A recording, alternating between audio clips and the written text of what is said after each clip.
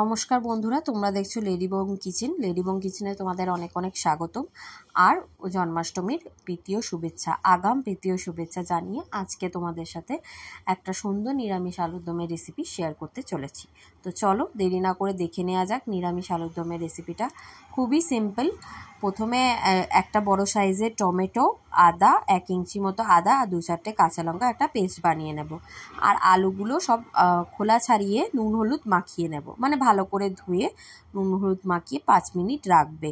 এতে করে আলুর ভেতর অবধি নুনটা যাবে। আলুর মাঝখানগুলো চিড়ে দেওয়া আছে, যেটা ভিডিওতে বোঝা যাচ্ছে না, তো তোমরা অবশ্য করে একটু চিড়ে নিও যাতে করে ভেতরে নুন হলুদ যায়। আর এটা অবশ্য করেই সর্ষের তেলে বানাবে। তো সর্ষের তেল গরম করে আলুগুলো ভালো করে লাল লাল করে ভেজে নিতে হবে। আর তো চলো আলুগুলো ভালো করে ভেজে নিই। আর এইদিকে আরও একটা পেস্ট বানাবো। সেখানে হচ্ছে আমি 1 চামচ মতো আতপ চাল বা গোবিন্দভোগ চাল ভিজিয়ে রাখতে হবে, ভিজিয়ে রেখেছিলাম, সেটা দিয়েছি মিক্সার গ্রাইন্ডারে। আর দিয়েছি 1 চামচ মতো পোস্ত আর 1/2 চামচ মতো সাদা তিল। যখন কাজু বাদাম চারমগজ থাকে না তখন এই পেস্টটা খুব কাজের লাগে। তো ওটা আমি একবার মিক্সারে পেস্ট করে নিয়েছি, তারপরে 1 চামচ মতো টক দই অ্যাড করে পুরোটা একবার ব্লেন্ড করে নিয়েছি মিক্সার গ্রাইন্ডারে।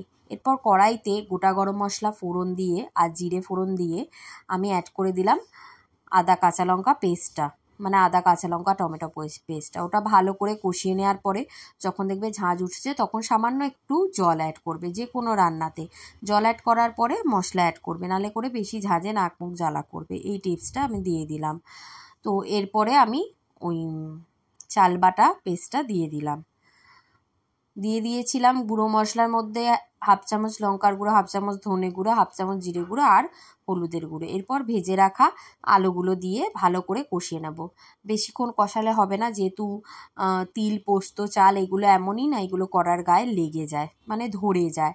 তার জন্য জাস্ট সব কটা আলুতে যাতে মশলাটা যায় এরকমভাবে মিশিয়ে নিতে হবে আলুর সাথে। এই রেসিপিটা তোমরা পনিরের সাথেও করতে পারো, খুব ভাল লাগে। আমি আগে পনিরের সাথে করেছিলাম বলে দিলাম। আর মিক্সারে জার ধোয়া জল দিলাম, আর দিলাম 1 বাটি মতো জল, মানে যতটা জল প্রয়োজন হবে সেদ্ধ করার জন্য। এটাতে একটু বেশি জল টেনে নেয়, সেদ্ধ হয়ে যাওয়ার পরেও না গ্রেভিটা একটু থকথকে মতো হয়ে যায়, যেহেতু চাল আছে, চাল বাটা হলেও ওটা একটু সেদ্ধ হতে জল বেশি লাগে, থকথকে টাইপের হয় গ্রেভিটা, আর খুব সুন্দর খেতে হয়।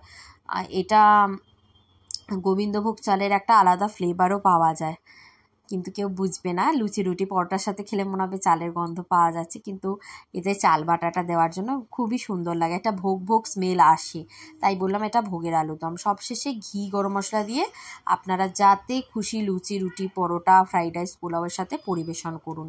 আর এরম ভিডিওর আপডেট পেতে আমাকে সাবস্ক্রাইব করতে ভুলবেন না। ভিডিও যদি ভালো লেগে থাকে লাইক করবেন আর শেয়ার করবেন, এইটুকু অনুরোধ রইল। আশা করি ভিডিওটা ভালো লেগেছে। আরও ভিডিও নিয়ে আমি খুব শিগগিরই আসছি। আজকের মতো টাটা।